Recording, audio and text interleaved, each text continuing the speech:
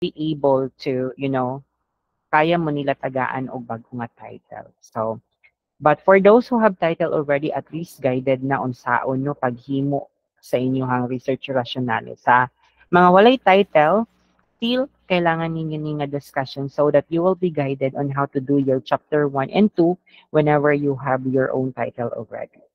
So I will be discussing now the chapter 1. So in here class, here sa kaning introductory statement in this part, you just need to copy this one, or maybe you can just paraphrase this one for as long as you will be just discussing unsa day sulod sa imuhang chapter 1. So in here, you just need to itemize kung unsa ang makita natin rationale, objectives, hypothesis, RRL, theoretical framework, and so on and so forth. So mao na siya in here ang inyong rationale. And after the introduction, you need to write here the rationale nga word. Okay? So in this one, for this first paragraph class, you need to provide a general statement about your variable. Okay? So for quantitative study, all you need to discuss sa inyong rationale is your dependent variable. That is your problem. You don't need to touch your independent variable in here. Basta rationale ang isgutan. So you need to discuss in here the dependent variable lang since that is your problem. And with qualitative naman, you need to discuss in here the focus of your study. Say for example, you are trying to study about catch up Friday, katong mga newly hired teachers, about matatag curriculum, so on and so forth. So you just need to discuss that one in here. And same with mixed method, since mixed method na aman tay variable, no? One variable man na or one variable, you need to discuss the variable here. If you're having the two variable mixed method, you need to discuss here the dependent variable of your study, just like a quantitative research. Okay? So balikan sa nato kay nay naga-join mao gyud basa na mga malate, no? Okay. So after that paragraph class, after the general statement with regards to your dependent variable or with regards to the focus of your study, we need to proceed immediately to the second paragraph, of which your second paragraph class is a problem observed in global setting. What do we mean by global setting? Meaning gawas sa Pilipinas. Other countries may be in Asian or European countries for as long as gawa siya sa Pilipinas. Okay? So what you are going to do here, you need to directly state unsay problem na observe with regards to your dependent variable. If you are studying peer pressure, academic performance, example lang ha, ang academic performance is dili na din na siya ginadawat. So on and so forth. You just need to discuss in here. You don't need to put a very lengthy paragraph. What you need to put here is directly stipulated kung unsa ang problem observed to that specific country related to your variable. So in Indonesia, it has been observed that students experiencing peer pressure. For some students are performing well inside the class while others are not performing well. So, inguna na, you just need to directly state unsa ang problem nga na-observe in that specific context, in that specific country. Dili ta pataas anay og paragraph diri a class. We just need a brief and concise explanation about the problem. Okay? And after sa global setting, we will proceed immediately to the national setting. National setting. So therefore, it should be in Philippines. In the Philippines. May it be in Luzon, Visayas, or Mindanao. Still, it will be the same. You just need to discuss here the problem being observed with your dependent variable or with regards to the focus of your study. Okay? Here, ang na-highlight here is in La Union. So here, in the first paragraph, it is in the southwestern part of the USA. But usually, class, generally, no, we can start immediately our paragraph like, in USA, what is the problem? And then in national setting, in the Philippines, in Bataan, Philippines, it has been observed, so on and so forth. So that, onset pa lang sa sentence, mahibalaan na nato nga global setting siya. But we can really easily detect that one kay naka-format naman jud na siya ang rasyonale. Again, first paragraph is a general statement about your dependent variable or about your focus pag naka-qualitative ka. In pag mixed method naman, still the same. Pag one variable is ang variable nga naa ka. In pag two variables, still ang dependent variable nimo ang imong i-discuss diri. So next ana is the global setting. That is the national, 1 second.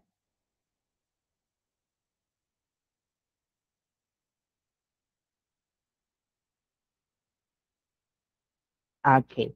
So after the national setting class, we will proceed immediately to our um, fourth paragraph, which contains your research urgency and social relevance. So what does it mean with urgency?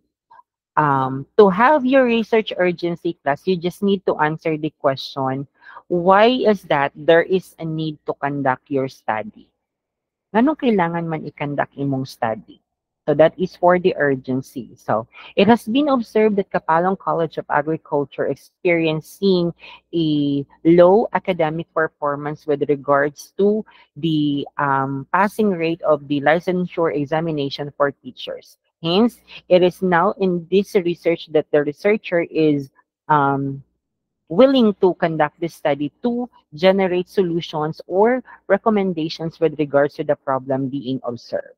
So ingon na naon ninyo pagbuhat ang inyong urgency. You need to convince the panelists that there is an urgent need to conduct the study because the problem is emergent or it is emerging, it is observable in the local setting. So that is why there is an urgent need to conduct the study. So that is how you are going to craft your research urgency. In on the same paragraph class, you need to state as well the social relevance or social impact. Unsa di ay importance of your study? How does your study will help the community, the society, or the local that you are trying to conduct your study? So say for example, if you will be conducting your study in KCAS, how will KCAS will benefit your study? So how is the results of your study will be used by the institution to generate solutions with regards to the problem that you are trying to study. And this will be in one paragraph. That is why you need to be direct. You need to be succinct with regards to your social relevance and your urgency. Kay dili siya pwede nga taas kaayo ang inyuhang paragraph. That is why there is a need nga dapat brief and concise ang inyuhang state sa urgency and sa social relevance. So usually class, ang social relevance, this is a brief and concise explanation of your significance of your study. So kung unsa ang naa sa significance of your study, inyuha siyang i-capsulize. Inyuha siyang i-shorten diri sa inyuhang social impact or social relevance. Okay? So after that paragraph, we will be going to the research gap. So gap meaning what's new with your study DI? What's new with your study that previous studies failed to mention or study? Unsa may bag-o sa imuhang study nga wala pa na studyhan sa previous researches. Okay? So that is why class in here you need to mention at least 3 synonymous study with in connection to your study. Synonymous but not totally the same. Ha? Maybe ang study ni Scandalio kay parehas mo og DV. Ang study naman po ni Espinosa kay parehas mo og IV. Ang study ni Muegna is parehas mo og IV og DV pero mix method niya ang imuha kay quanti na lang. Okay? So, you need to briefly explain here kung unsay bag-o sa imuhang study. Say, for example, you made mention here, all of those studies were conducted in a global setting or in the international setting. However, this study will be conducted in the local setting of which the problem is emerging. The problem is being observed. Hence, the study is new and unique as it will generate new findings and data or information that will help to resolve the problem being observed or the problem being studied in this specific endeavor. Okay? And Others would include as well the, what do you call this one? The dissemination plan. Pero so far, wala man siya. Pero there are some cases, class, that the last paragraph would be the dissemination plan or how you are going to disseminate your findings. So usually, ang inyong state diya kay inyo siyang i-publish so that all of the audience across the globe will be able to access your study, or mag-join mo og mga research conferences, inyuhang ihatag ang results, inyuhang ipa-hardbound, maghatag mo og copy sa KCAS or sa local kung asa mo mag-conduct so that they will be able to access the findings or results of your study. So again, the number of paragraphs for your rationale is, again, the first one for the general statement. The second one is global setting. The third one, national setting. The fourth one, the combination of your urgency and social relevance. And the fifth one is your research gap. Okay. So, true to all ni siya nga part, ang rationale nato is the same ni siya regardless of your time. Ma-quanti man ka, ma-quali man ka, or ma-mixed method ka, or even ma-discourse analysis man ka. Same lang mo og rationale. Gets? Sige. Before I will proceed, questions.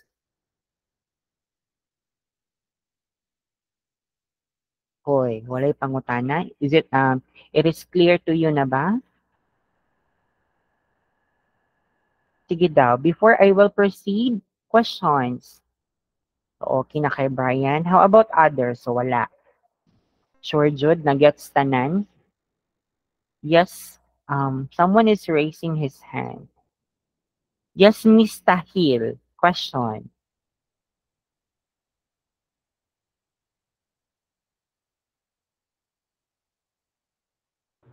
Good evening, sir. Wala. Yes, good evening. Kanang sa ano niya po, sir, sa yung year, sir, ba, sa rational po? Okay, good question. Sa rationale class, mag-observe yun ta og 5 years residency. So, 2024 naman ta karon, so all of your rationale must be 2019 pataas. Bawal ta dira mo baba og 2019. Kaya it should be, your rationale is recent. 5 years pa siya recent. So, dili ta pwede mo baba. Para dili masayang ang inyuhang effort. Sige, other questions? Wala na?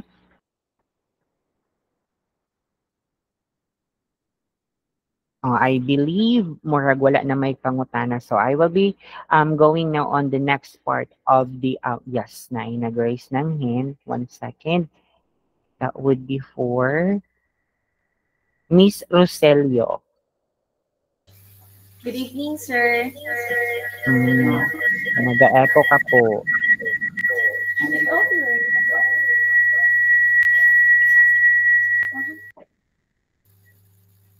Good evening, sir. Nakapangutana, sir. Nag-echo gyapon ka.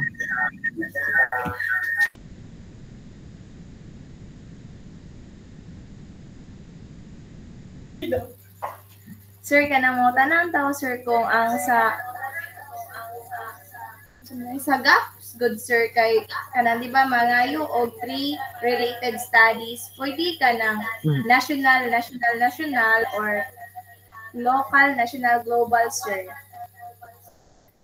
It can be both, a combination of the three, or it can be all national setting. Pero mas maayo siya nga national, napuntay global, and natay local, so that there is a variation with regards to your gap. Pero kung nakita ninyo nga in all national setting, there is really a similarities of those studies with regards to your study. However, unique ang imuhang study nga studyhan. So there is no problem with that. For as long as you will be able to explain briefly what's new with your study. That is for the research gap. Maybe you will be using a different respondents. Of course, that is the very basic one. Or somehow you will be using different research design. Katutan ng mga study nga na-mention are quantitative. However, ang imuha is a mixed method. So that is why bago na pud ang imuhang study kay both quantitative and qualitative results and findings ang imuhang ma-generate sa imuhang study. So there is no problem kung porous national, porous global, porous local, for as long as you will be able to explain nganong kana nga mga studies ang imuhang gipili. Okay, sir. Sige. Questions, everyone. Kay rationally baya ang pinakauna matanaw sa inyuhang papel? Wala na yung mga pangutana? Clear na ba tanan? Yes, Miss Butal. Good evening, sir. Kining sa rationale, sir ba? Kining sa rationale lang siya applicable pang 2019 to 2024 nga study, sir? True to all to siya maliban sa theory. Theory lang ta pwede mag-add. Ang sa theory naman class, the older the better. Kasi theory man good is it is a kanang a framework. It is a set of guidelines with regards to a specific topic or concern or issue. So that is why when it is older, so it has been proven many times already nga okay siya nga theory. So dito alam ta pwede magdili mag 2019 pero the rest, tanan, results, discussion, RRL, rationale, or tanan nimong mga citations is dapat naka 2019 pataas siya. Maliban lang sa chapter 2 sa inyuhang trustworthiness of the study and katong inyuhang ethical considerations. Kay katong nga mga authors, mao man dito ato ang ginasunod. So dito pwede ta mag 1919 and so on and so forth. Pero the rest, tanan dyan na siya 2019 pataas. Okay, sir. Thank you. Okay. Yes, Miss Palma. Sir, good evening. Sa katong research gap, di ba mag-cite ka sir og kanang mga kanang same og study sa imuha pero ay related pero dili gid siya dili siya same nga imong why ang imong study is dili same sa ila. Sir, kanang okay lang ba sir nga ang kanang murag kanang mag-caption lang ka about sa ilang study pero dili na nimo kailangan i-elaborate. Like kanang imuha. Yeah. Pwede ra siya. Pwede lang nimo yung nga like the study of Palma 2014 about peer pressure among grade 7 students, and it is quantitative, and another one, the study of Escandalo, is a qualitative study about the pressure, academic pressure, and so on and so forth. Like just a brief concept about the study. You don't need to put everything para makita ito nga unsay kalahian. Pwede ra nimo i-highlight ang design, ang problem, o ang respondents. Ana. Okay, sir. Thank you, sir. Thank you. You're welcome. How about Miss Manggol? Good evening, sir. Good evening. Sir, sa akong title, sir, ba is baliktad siya, sir, kay diba, sir, kay ang gipangayo is duha ka independent, tapos isa ka dependent po. Tapos ang ako, sir, is isa ka IV, then duha ka dependent, sir. Ano advisor? Si Ma'am Aureliana po, sir, pero nagpa-check ko sa imo, sir, ikaw po nag-approve sa akong title, sir. Kung sa imuhang variables man, kay I am not so sure if we can go with two dependent variable, kay usually man good pag correlation kay IV to DV, it's the IV who will affect DV. Pero on sa imong variables? Kuan, sir, kanang ang akong IV, sir, is flip classroom models, tapos akong DV, sir, is student autonomy and self-directed learning readiness po. Dili ata imuha is ang imuhang self-directed learning, that is IV, ang katupong flip classroom, that is IV po siya. Ang imuhang problem is student autonomy, that is your DV. Okay po, sir. Thank you, sir. Okay. How about others? Yes, Jose. Good evening, sir. Sir, akong question, sir, bakay? Say, for example, sir, nagkuha kag sa imuhang rationale, nagkuha kag related na kanang study about sa imuhang kanang related nga study about sa imuhang title, sir. Tapos, sunod ato na article, sir, is napud siya mga citation, sir. Tapos kung ang katong nga citation sir is na siya own author tapos kanang unsaon mo pag kanang citation ana sir ang katong author dito sa citation sa sulod sir or katong author na sa article nga bag-o sir. No, the article, ang author sa katong article nga cited sa papel. Sige sir, thank you sir. Kay you just need to verify as well class kay if sa article ka nagkuha, kuhaon nimo ang author ana nga article kung nagkuha ka sa results, sa findings. Pero kung ang imuhang gikuha sa iyahang study dito sa RRL dili na iyaha. Kaya nga tinawag nga related RRLs because those are coming from other studies nga related sa iyahang study dili na own ni say for example study nako na publish nanguha mo og related studies ako ang RRL kung sako ang study nga na-publish didto mo na kung nanguha sa introduction introduction if it is a general statement usually gikan dyan na sa author nga nag-publish pero kung dito na mo sa national setting so on and so forth dili nako na idea. It's the idea on the author stipulated in that specific paragraph. Kaya nga na ay author because that is properly cited, meaning gihatag ang credit sa iyaha because that is his or her own idea. Dili ninyo ibutang ang nag-publish. Kaya ang base naa sa papel 2006, unya karon gi-publish siya 2023. So ang inyong himuon karon i-author ninyo ang nag-publish kay para ma-resent. That is a violation class of plagiarism. Dili na siya pwede. So okay be careful sir, with thank you that. sir. Sige. Questions? Other than that, i-entertain ako nga question with regards to rationale muna. Dili sa tatong others kay para mahumanta aning mga guidelines. So, there's no more questions na ba sa rationale? Okay, I believe there's none. So let's proceed na with the next part. So after sa rationale class is your research objective. So karon magmatter ni siya diri Okay? But usually class pag quantitative kay tulo ka variable ang first three questions jud ana class kay ang level. It can be the level or status, 'di ba? To determine the level of job satisfaction and then ang iyahang indicators diri Next one is level na po, inyong status niya. And then, 3 variables man jud mo, level na po. So, ang question number 4 ninyo, anak class, usually kay significant relationship of your first IB to your DV and your second IB to your DV. And the next research, your objectives is it can be the, mediating effect, depende sa inyong design. It can be the domain kung mag-regression mo.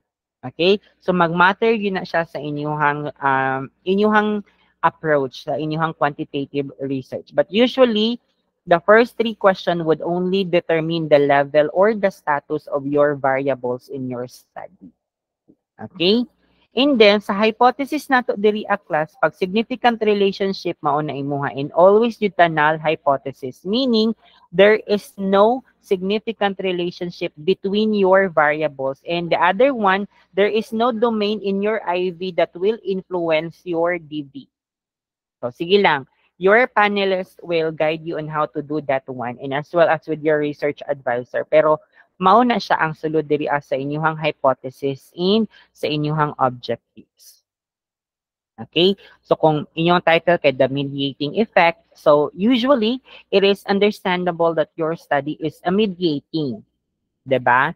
You will going to identify the mediating variable kung nag-mediate ba siya sa relationship between your IV and your DV. And there are specific statistical tools man to do that one. We just need to interpret. And with regards to interpretation, there are a lot of studies already nga nag-mediating effect. So you will be guided na on how to analyze your data. So there is no problem na. And with regards to research hypothesis, there are a lot of studies na po nga nag-regression and nag-mediating effect. So kailangan lang jud ninyo mo ato og library kay para mag-guidean mo on how to do that one. Or maybe you can ask as well the guidance of your research advisor on how to state your research hypothesis as well as with your objectives.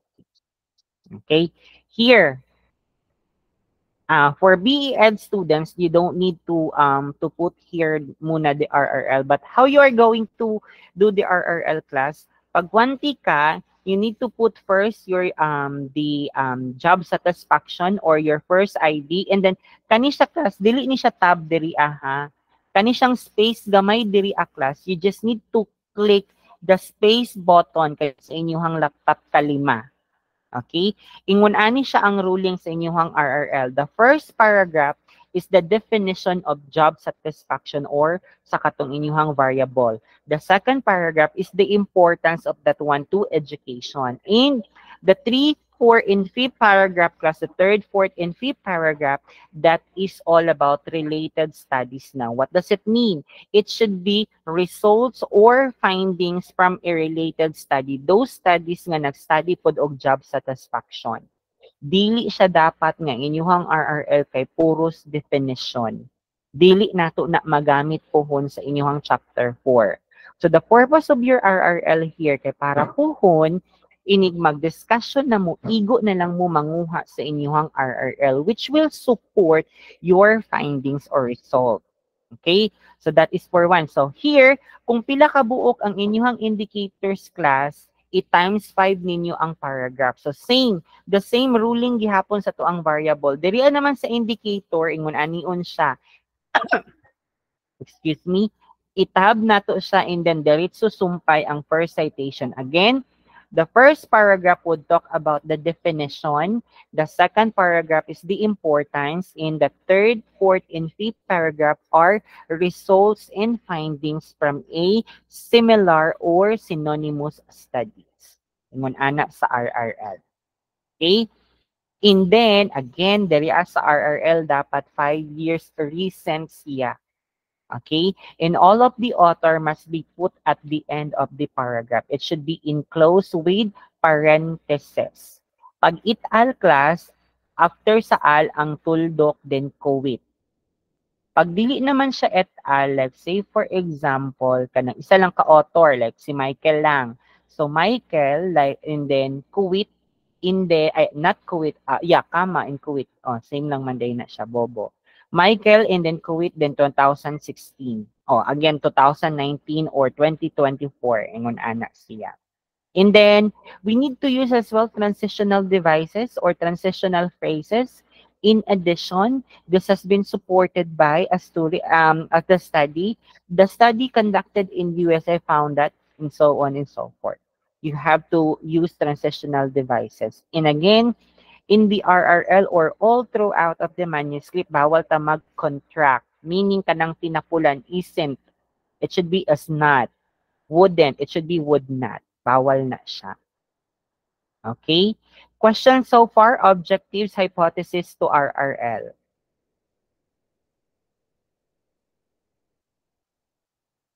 Wala? Whenever you have questions, just raise your hand for you to be recognized. Walay question so far? Gikan sa objectives, hypothesis into RRL.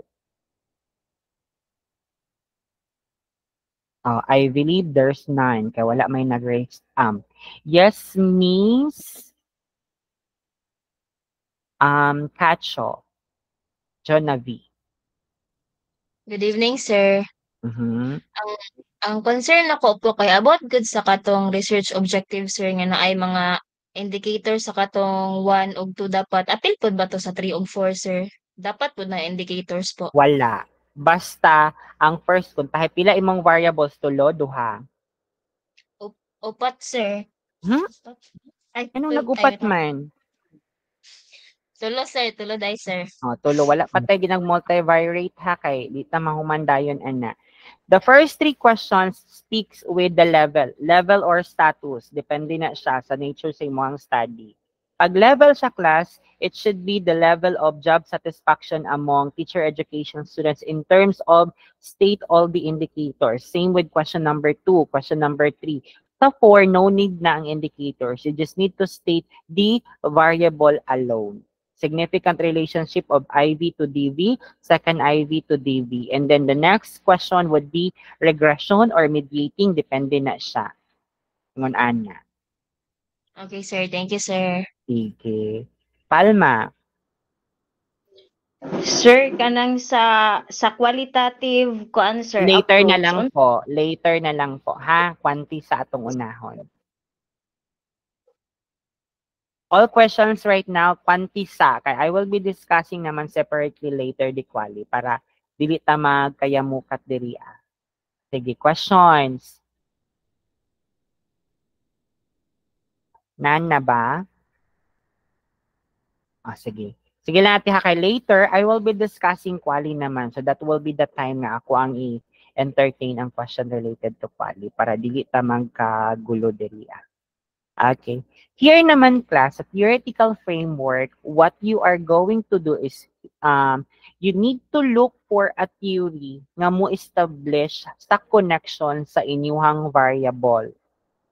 Say for example, Maslow hierarchy of needs. In what point of view of the hierarchy of needs ni Maslow nga ma-establish niya ang connection sa inyuhang tulo ka variable?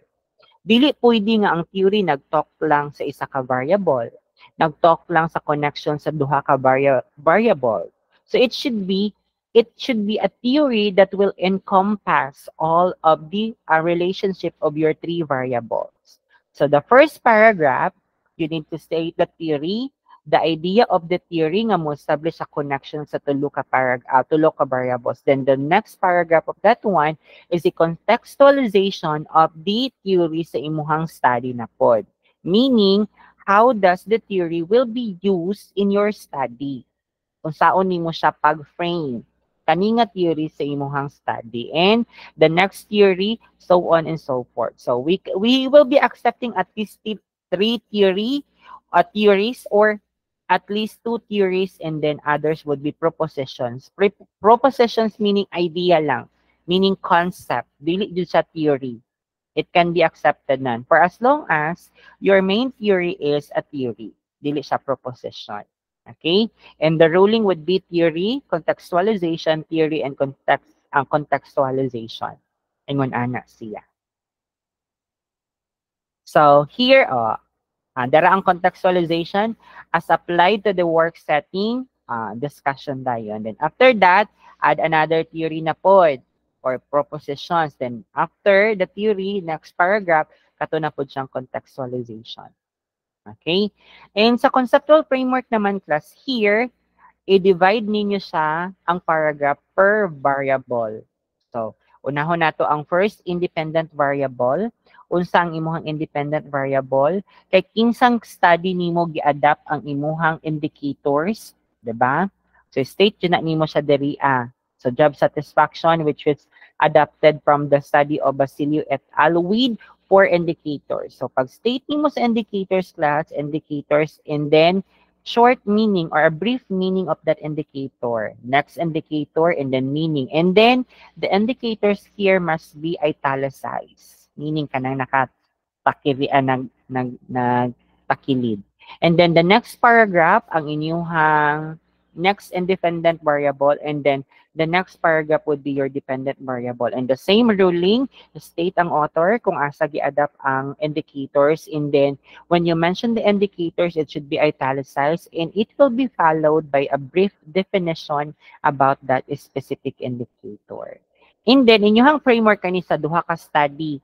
Pag tulo ka study, another na pud ta box here sa ubos, and then i-connect nato ang duha ka box to your DV. So anyway, properly guided naman ang inyuhang mga advisor about the conceptual framework. Kanang drawing. So, dirian na lang at least guided mo on what you are going to discuss in here. Okay, and anyway class, you just need to read this one as well. Kaning annotation sa kilid. Kaya actually, this is now the guide. So, the reason why I am just having my class so that whenever you have questions or queries with regards to the format, at least mapangutanan niyo directly sa ako. And after this one is the significance of the study. Here, you need to put here all of the beneficiaries of your study. Kinsa ang mga posibleng makabenefit sa findings of your study. Pag into education ta, of course, Department of Education, kung sa DepEd ka. Pag sa college naman, Commission on Higher Education. Teachers, curriculum developer, so on, students, kinsa pa man, basta katutan ng mga entities and individuals that will benefit. Meaning, they may use the findings of your study to generate solutions or craft solutions with regards to the problem that is being observed. Okay? Butang na siya dira atanan. And then, definition of terms, introductory paragraph. And ang sa definition of terms naman, class, pag quanti, you just need to define the variables of your study. So, conceptual meaning a definition that is being provided by an author. So, this refers to close and open parenthesis author. And then, as used in the study, this refers to state lang tanang indicators. Wala na kay laing buhaton. As used in this study, it refers to kanitanan, indicators lang. Okay? Questions? Mga quanti people, pangutana. Wala?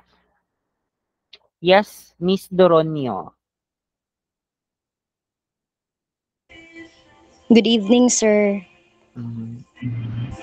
About sa ano, sir, ba? Sa conceptual framework, sir, sa year gani sa ano, sir, sa katong pag-define sa DV, sir, kay ni Jude, sir, nga 2019 po siya, sir.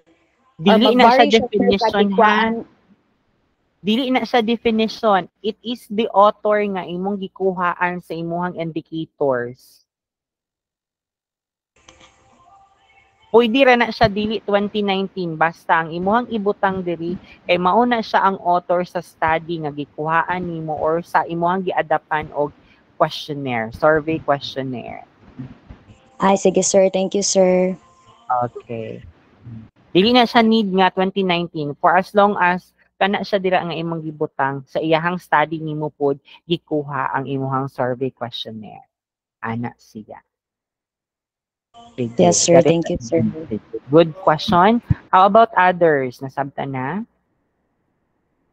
Sige na, mangutanan na if you have kanang mga confusions dira sa inyong mind para at least guided ang tanan. Okay, I believe there's none. So for now, we will proceed muna sa quali na pod sa chapter 1.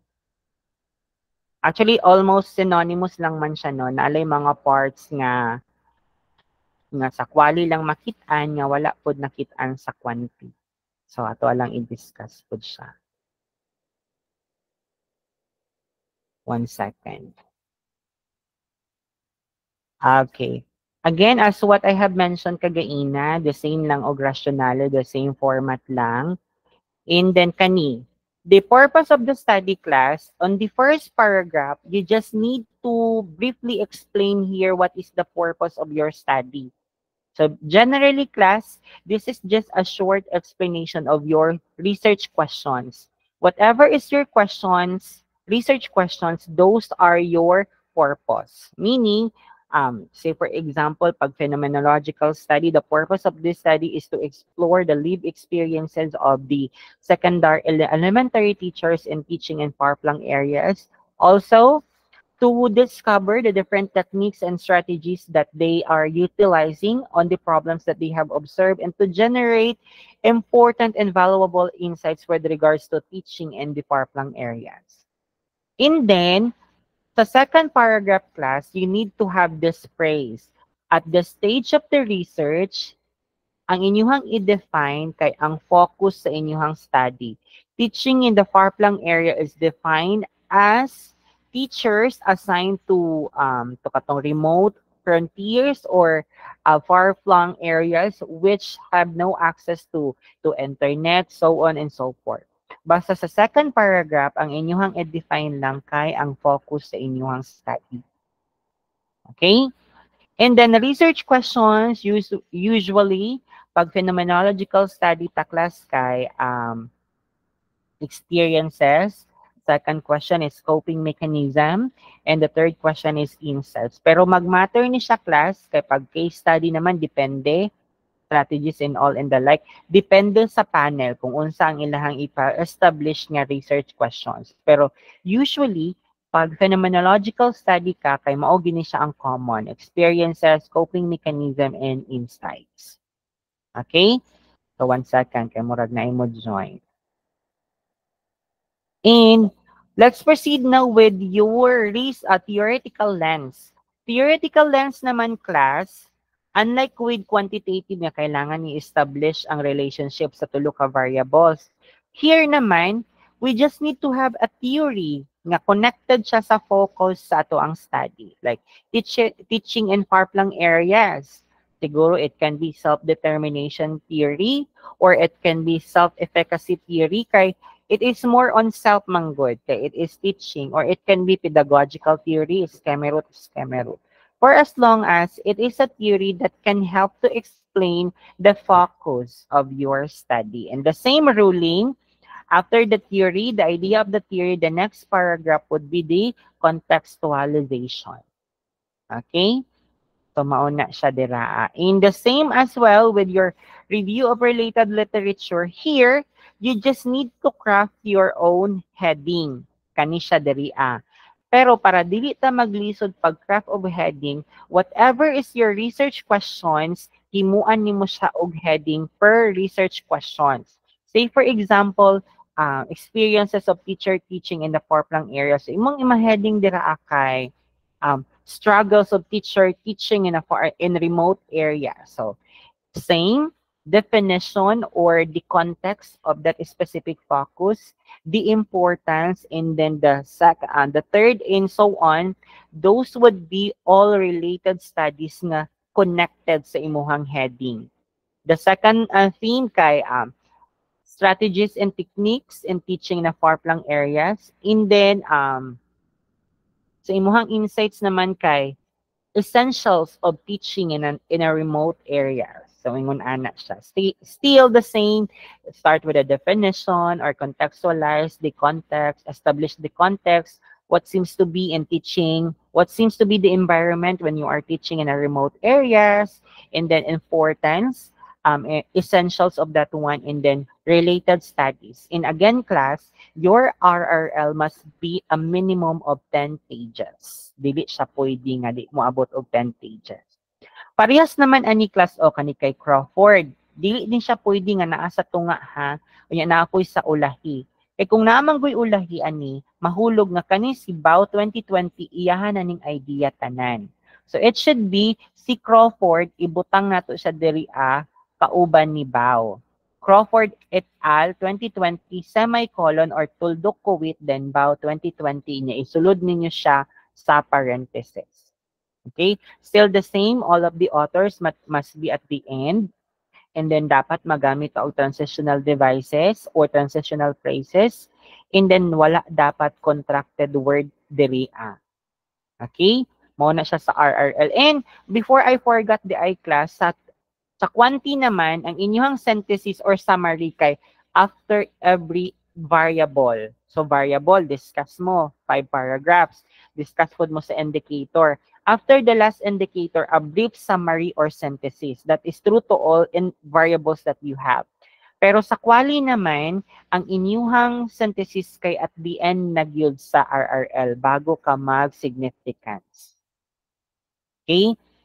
So after the RRL would be, let's check. So significance. So bago ta mag-significance diri naatay katong synthesis or summary of your RRL. And the same with quanti, significance, all of the prospect nga mga beneficiaries of your study.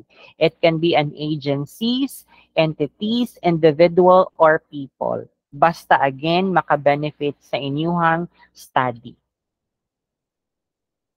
And then, dirian naman sa definition of terms class, just the same, introductory paragraph, pero ang terms nga imuhang i-define ra diri kay the terms that can be found in your title. Do not define other terms nga dili siya makit-an sa inyuhang title unless kailangan siya i-define. Pero usually class, ang terms ra gyud nga to ang i-define diri kay katutanan makit-an nato sa title. Kaya at least ma-operationalize nato ang katong title or kato siya nga phrase with regards to your study. Masabtan siya ba? Parehas anang out of field. Diba? Unsa day pasabot aning out of field? Meaning, these are now the teachers who are not education graduate. Diba? Or it can be, these are the teachers who are not in the teaching profession. They are in the call center industry, business sector, or BPO industry, or whatsoever. Okay? Mao na siya. And the same lang gihapon, you need to define that one with an author that is in a conceptual sense. And then, as used in the study, you need to define that one operationally. Unsaon na to siya pag-define in context sa imuhang study. Okay? And mao to siya ang last parts. Ay, naapata. Naapatay the limitations and limitations of your study. Para mapadali nato ni class ang the limitations and limitations of the study, tubaga lang ang 4WH and 1H, diba? Who? Kinsa day ang appeal sa imuhang study? Where? Asa nimo ikandak ang study? When? Kanusan nimo ikandak ang study? And what? What is the focus of your study? You just need to state all of those things here in the delimitations and limitations of the study and how you are going to conduct your study through interviews, survey ba, or observation, so on and so forth. And limitations, of course, limitations kay limited lang siya sa Kapalong. Walay appeal ang taga Asuncion, walay appeal ang taga Laing Municipality, kay you are only limited to Kapalong. You're only limited to elementary teachers, walay appeal ang secondary teachers. So that is the limitations and limitations of the study. Okay. Questions? Ati Palma.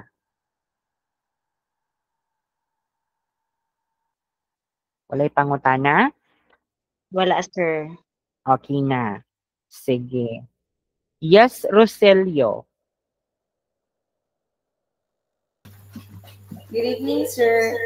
Ang mga tanan na unda ko, sir. Nag-echo ka. Mga tanan na unda ko, sir, kung sa, sir, ka na, and pwede ba in-depth interview, sir, or focus group discussion? Mamili lang gud sa ilahang duha, sir. No. Kaya ang purpose good anak class nga natay in-depth interview and focus group discussion is data triangulation, meaning nagamit ta og different method para ma-triangulate nato ang data. Triangulate or ma-establish, ma-saturate nato ang data. That is why kailangan nato ang IDI and FGD. Pero pag case study ka or multiple case study, IDI ra jud katanan. Pero pag phenomenology ka, expected nga mag-IDI ta og mag-FGD. Pero sa imuhang case study na pod, IDI tuod katanan, pero ikaw si case number 1, interviewon ti ka. After nimo siya ma-interview, mang-interview na pod taglaing tao na connected sa kana niya nga mo justify or mo verify sa tanan niyang mga idea. Ingon ana siya. Pero dili pwede nga ikaw ang mamili. Depende siya sa imuhang design. What is your title? Peno? Yes, sir. You need to have both IDI and FGD. Dili pwede IDI lang tanan. And again, class, according to Creswell, 10 to 25 man ang enough number of students or participants nga ma-include nato sa isa ka study. Pero sa KCAS, usually class, 7-7 din na siya. 7 IDI and 7 for FGD. I-10 lang na nato siya class kung ang imuhang participants kay dili siya makitaan. Like, pangitaunon sila ng mga tao, maunang ilimit nato siya into 10. Pero pag dali lang, there are a lot of people who can be your participants in the locality of Kapalong or depende sa imong lokal, 7-7 din na siya per me. Okay, other questions?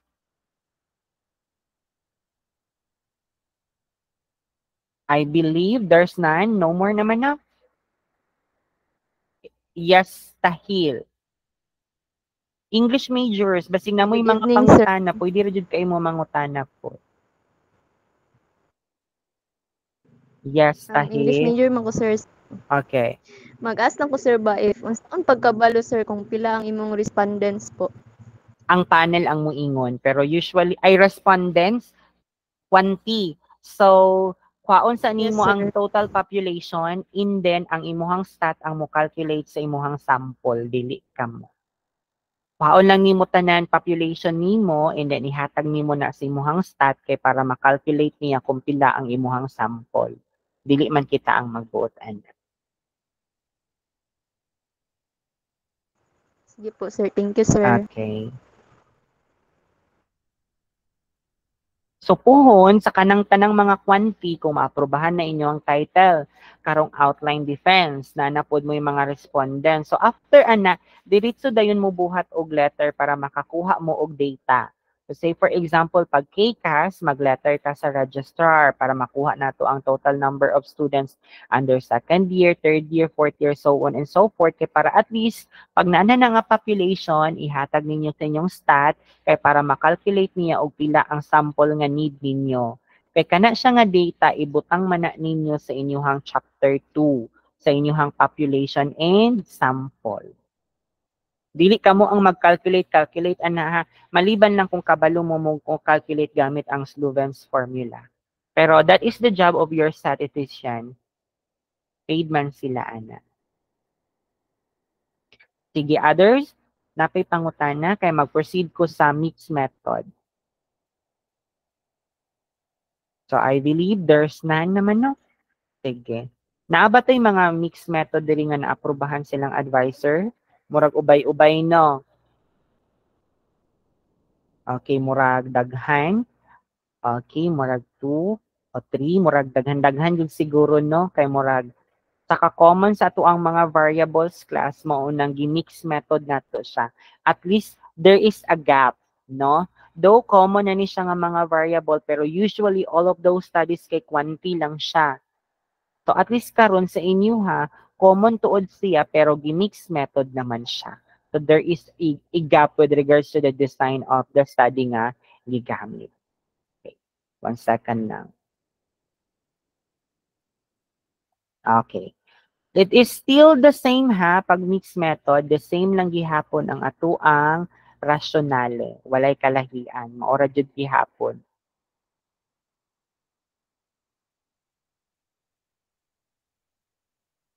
Okay, here, the same lang. Then after that, kay worldview and theoretical lens. Here, class, you may just copy this one.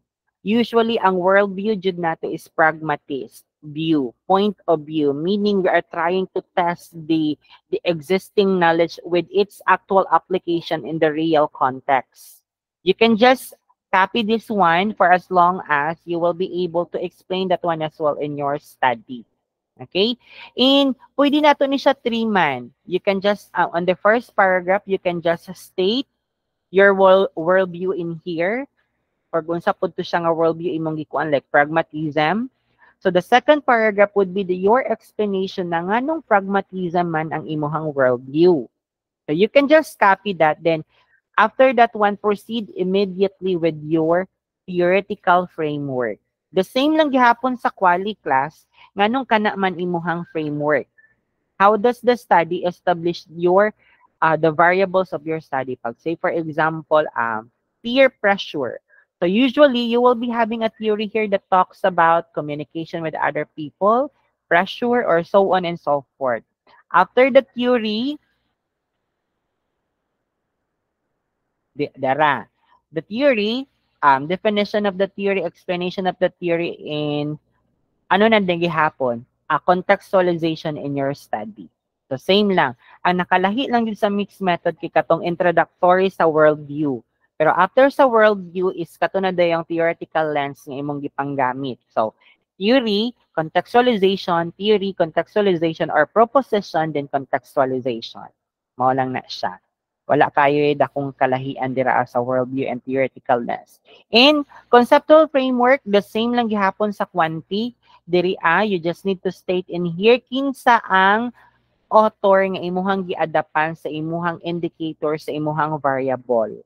And then, state all the indicators, naka-italics gihapon, and then a brief definition of your kanang indicator. And then, kaning audience class, these are now the significance of the study sa Kwanti. Ang audience, kinsa tong mga tao nga possible maka-benefit or possible viewers sa imong mga study. So, dili man gid na sila mo view sa imuhang study kung wala sila tumong nga gamiton ng imuhang study, the results and findings of your study. So still, school administrators, faculty, curriculum developers, future researchers, unsa pa man, so on and so forth. Basta tanang audience nga imuhang ma-mention, makaya nimog explain tanan in what way nga magamit nila ang imuhang study. That is for the audience. And after that, kani conceptual framework. Okay? Pag one variable, isa ra jud siya ka box dira class with inside diri sa ang this is your variable, naka-bold, and then indicators. So, tapos same ra gihapon here. Ana. So, kung two variables, katong at mag-atbangay nga boxes, and then naay arrow, kay significant relationship. Ingon ana siya. Kay, actually, there are actually accurate nga mga framework, conceptual framework, pero wala pa man siya gi-adapt sa to ang research office, that is the work of Doc Hempes. Mas nindot to siya nga framework, pero maybe I can give you the copy for that one, pero we will be asking muna the research office if we can use that one. Pero for now, follow na lang muna this framework.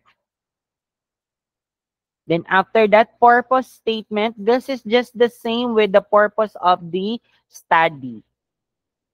Sa katong qualitative, what is the purpose of your study? So the purpose of the study is to bagatanan imuhang research question. Is to identify the levels, so on and so forth, coping mechanism and insights, and all and the like.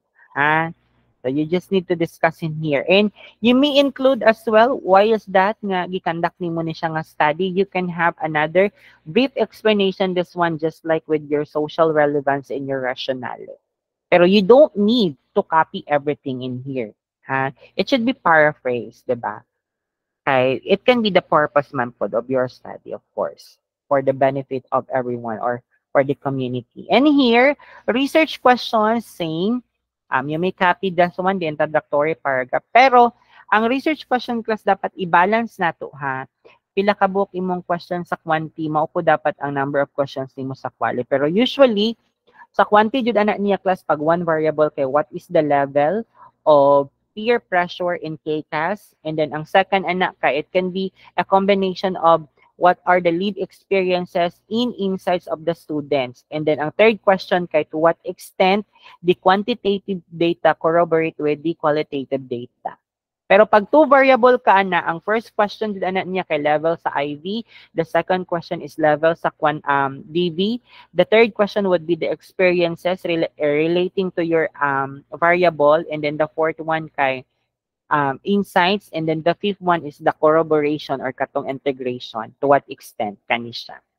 And the same ruling, since naaman kay variable, same ra gihapon sa Kwanti, imuhang variable and then explanation. The first paragraph again would be the definition, the second paragraph importance, third to fifth would be the related studies. Again, related studies class, results and findings, dili definition. And then after that, the indicator, all of the indicators, each indicator must have at least 5 citations or 5 paragraphs, and the same ruling. And then, since mixed method man ka, mag-include pud ka diri og katong same nga literature review sa qualitative, maghimo kag imuhang heading sa katong imuhang lived experiences, sa katong peer pressure, so ano man katong struggles of students relating to peer pressure. And the same ruling lang siya gihapon. So usually, ang nature sa imuhang RRL, since mixed method man ka, it's a combination of the RRL to both qualitative and quantitative na RRL. So medyo trabahoso ang imuhang RRL pag mixed method ka. Kay need nimo og RRL kay para inig discussion nimo pohon, igo na lang pud ka mag-copy and paste dira. Okay? So that is for the RRL, mga formatting lang man na. In the same gihapon ha, sa RRL ninyo mixed method, all of the authors must be at the end of the paragraph. Gamit ta og transitional devices, 2019 pataas, wala dapat contracted word. Walay isn't, it should be is not, it should be spell out tanan. Bawal magtinapulan diri kay since this is a technical writing, ang research writing. Okay? So after the RRL would be medyo taas ni siya. Same lang gihapon ha, synthesis, the last part. So here class, definition of terms. The same lang gihapon, I know. Ang sa definition of terms sa mixed method, ang imuha lang i-define kay ang variable. Dili na ka magbutang og definition katong makit-an sa title. Ang definition of term nimo kay pang quantity. So whatever are your variables here, you just need to put that one here. Introductory paragraph, same sa quantity, variable, definition ana from an author, and then katong as used in the study. Okay? Questions?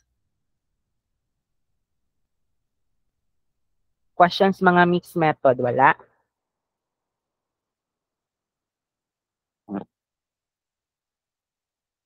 Sige daw, be, raise your hands daw kung walay pangutana. Hello? Napabatay tao diri or nakatug na tanan? Sige, raise your hands kung walay pangutana. I am only seeing 25. So, nakatulog na ning uban. Okay, 58, 61. How about others? 64. We are all 98 here, excluding ko. So, 97 akong participant. Out of 97, I am having here 78 students. O, 80, 81. Okay, I guess naapaman jud. So, can we proceed now to methods? Kay ang quali o quanti, same lang og methods. So, I believe we can proceed now. Okay. So, let's start muna with qualitative. 1 second. Quanti na lang kang una. Quanti with methodology. Okay. Here, sa quanti, so this is the first one. Here, research design. You just need to state here quantitative or descriptive correlational. So, usually, pag two variables ka class, descriptive in such a way that you are trying to describe the level or the status of that variable. And correlational, kaya you are trying to identify here if there is a significant relationship or significant difference. Pero in the first paragraph, you need to define quantitative. And then the next paragraph for that one is a kanang conceptualization or contextualization nganong quanti imuhang study. The next one, i-define nimo what is descriptive correlational, pero you need to define separately what is descriptive and what is correlational, and this would be in one paragraph only. Then the next paragraph is the contextualization nganong descriptive correlational ang imuhang study. So here, in the research design, you just need to have 4 paragraphs all in all. Walay sobra. Okay? Here, research locale, you just need to discuss in here a brief description about your local. Kung KCAS, i-discuss mo ang KCAS, pila ka program offerings, students, courses, how many students, and all and so forth. The status, accreditation status, imon ana. Pag pag DepEd naman ka, DepEd ka palong, you just need to discuss pila ka schools, ingon ana, pila ka teachers, students, and all and so forth. Location, geographical location, so on and so forth. That is for your local. Here, ang format nato diri kay kanida po di ay. What we are having is the regional map sa class. Kaning naka-box, mauni ang among ginagamit karon. Idako nimo ni siya and then picture kung sa KCAS, picture sa KCAS. Pero ang naa nila diri mag old version pa siguro ni class. So what you need to follow is kani. Kani siya mao ni ato ang this is the provincial map na makita nato ning Talaingod, Kapalong, Asuncion, so on and so forth. And then kanang ipuli ninyo anak diraan niya nga picture kani siya diri kani kana dira is katong picture sa KCAS kung KCAS magkandak or sa Kapalong, LGU Kapalong o sa LGU magkandak. Diri sa population in sample class, ang ato lang yung dapat makita sa population in sample is that who are your respondents? And then how are you going to choose your respondents? Sampling technique, stratified sampling ba ka, random sampling ba, purposive sampling ba, or complete enumeration sampling. And then the inclusion and exclusion criteria. Inclusion, kinsa tong ma-appeal?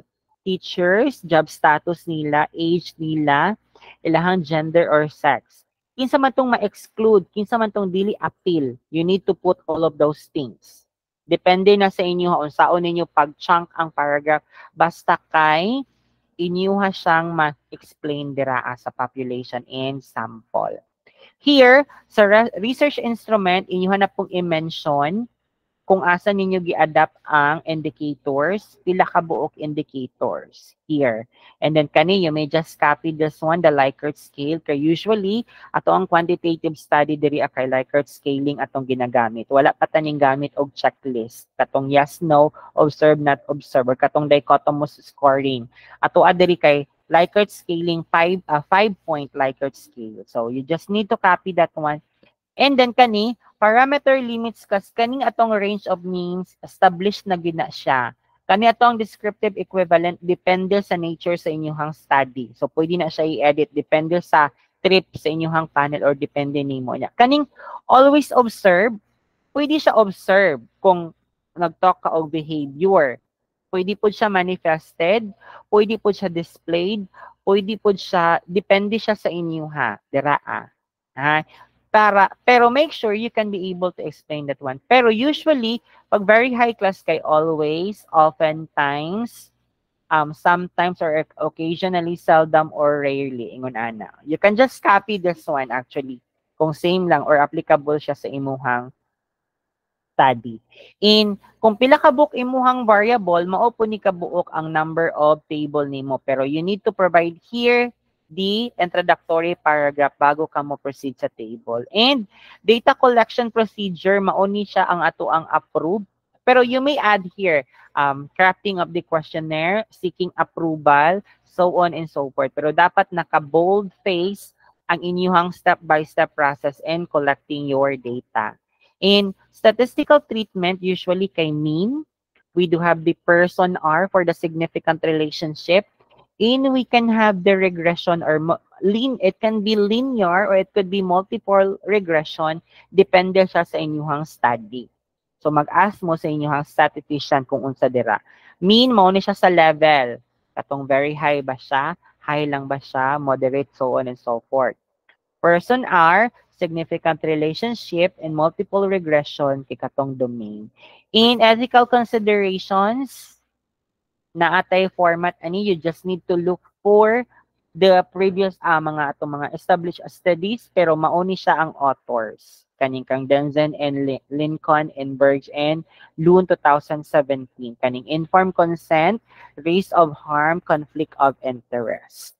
Para makabalo mo unsa ni panan-aw na lang mo og studies, or you may use the sample researches that I have sent in the GC. You may copy that one and make sure to contextualize all of those to your study. Basig masubraan pud og copy-paste tanan, dili na lang pud i-edit. Kaya nagdali-dali na. Okay? Questions? Wala na pangutana? Wala na siguro kay gipanggutom na. Sige, we will proceed now with qualitative.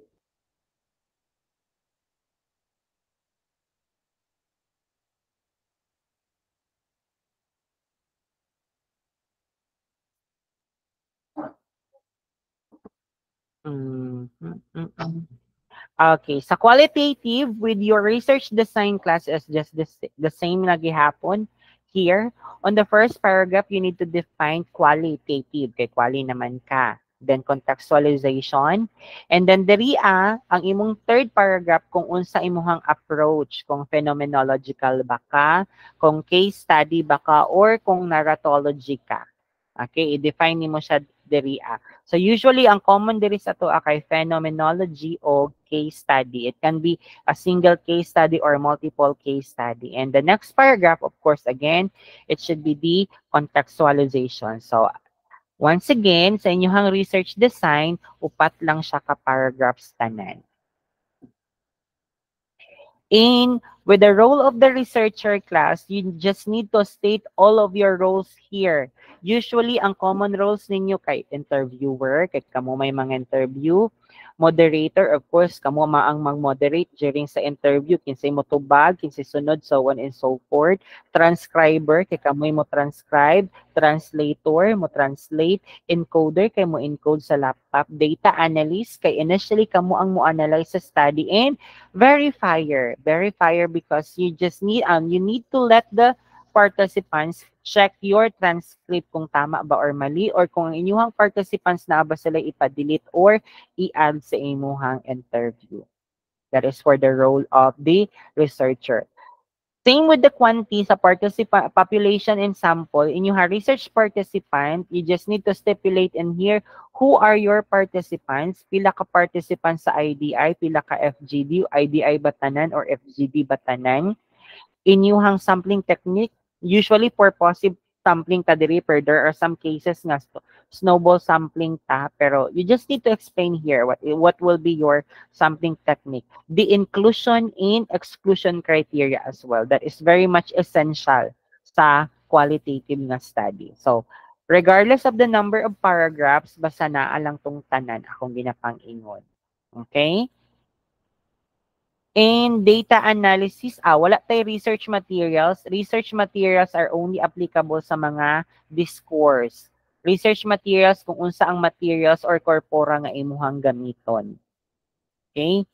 Di ni siya applicable sa katong wala ng discourse analysis. And data collection, you just need to state in here the step-by-step process nga imuhang gibuhat sa pag-collect sa data, gikan sa pagpa-validate sa imong interview guide, nagpa-ethics ka, nagkuan ka og letter sa pag-conduct sa study, nag-conduct kag orientation sa imong participants, nagkuha ka silang consent, nag-conduct ka og study, nag-interview, imong gi-transcribe ang ilahang interview, imong recording, imong gi-encode, imong gi-analyze. Kanto dito ang part. Those are the step-by-step process and gathering your data. And sa data analysis nato pag quali jud class, always yun siya thematic analysis. No, natay coding, we need to assign code, of course, data reduction, so on and so forth, and then thematic analysis.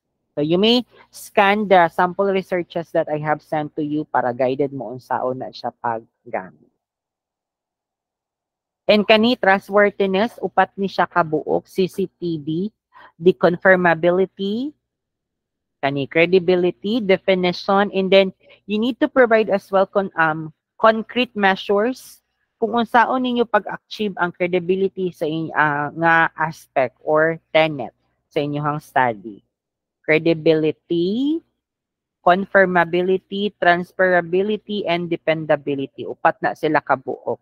You just need to define that one and provide concrete measures on how to achieve each of those tenet. And then, ethical consideration naman ninyo diri is katong informed consent, beneficence, kani.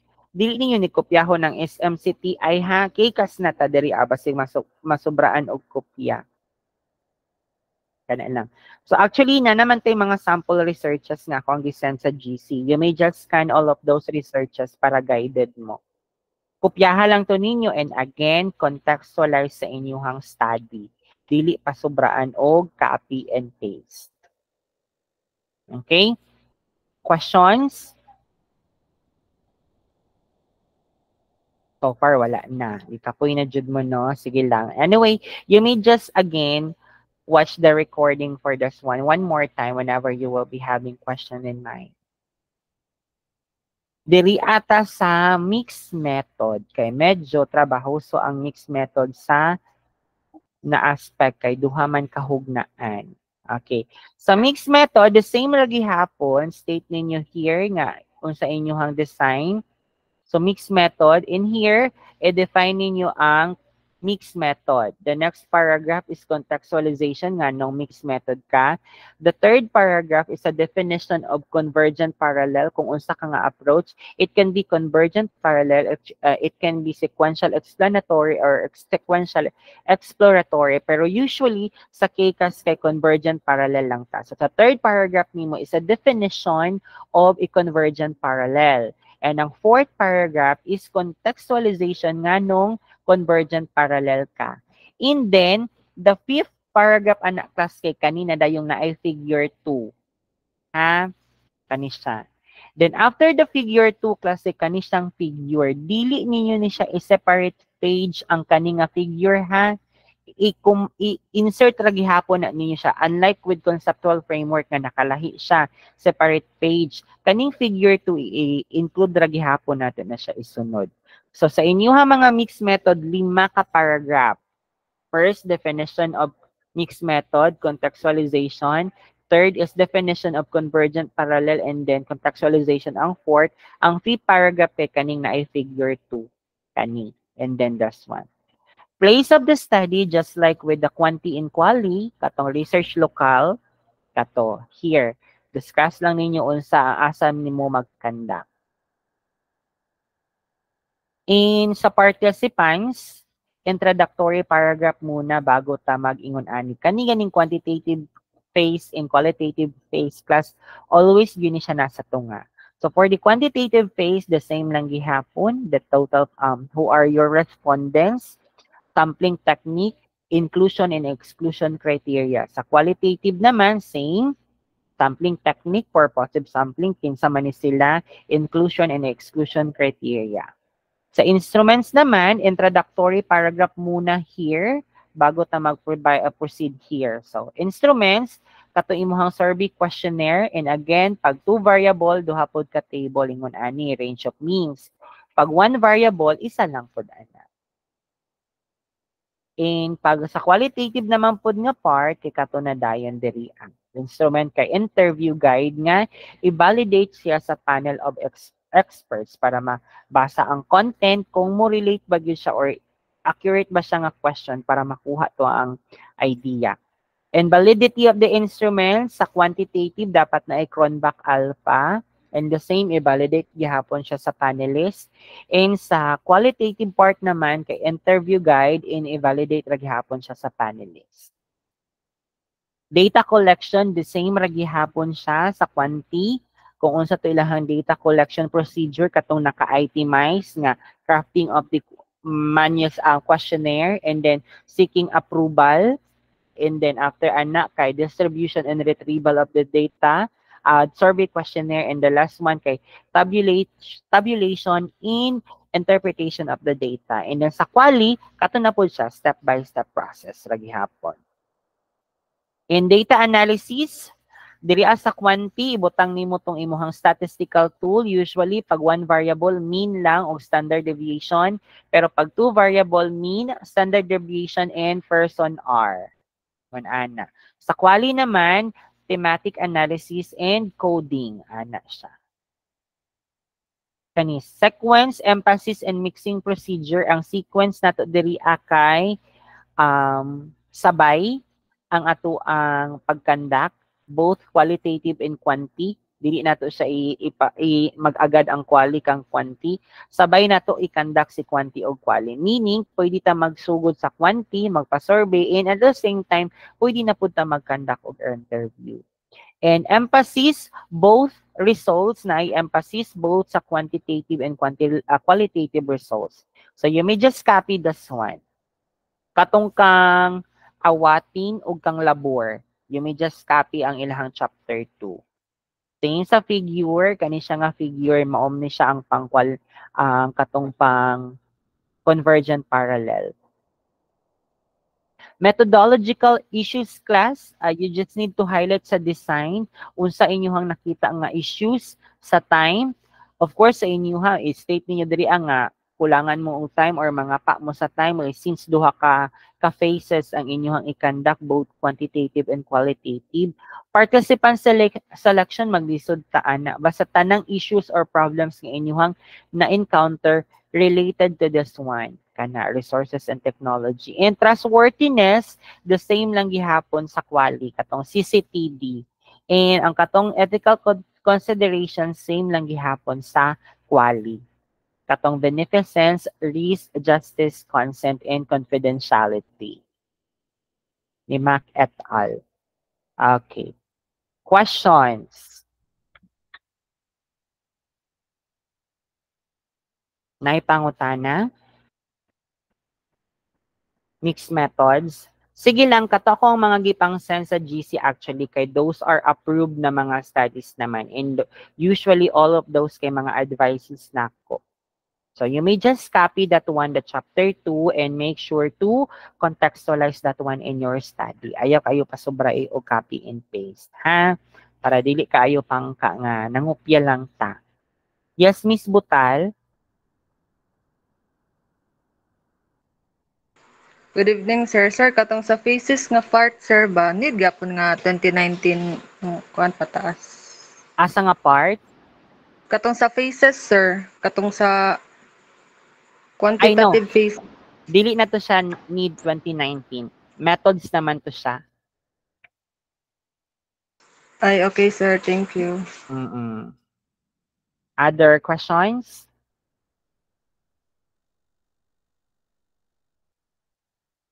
Ang need lang jud perminti 2019 kay RRL, rationale, results and discussion. Sa results wala man ay RRL, wala na citations sa discussion nga part. Sa methods, pwede jud ta dili mag 2019 dira kay those are mga established frameworks manggod or guidelines nga to ang ginasunod. Mao nang dili nato siya pwede nga i-latest. Sige, other questions?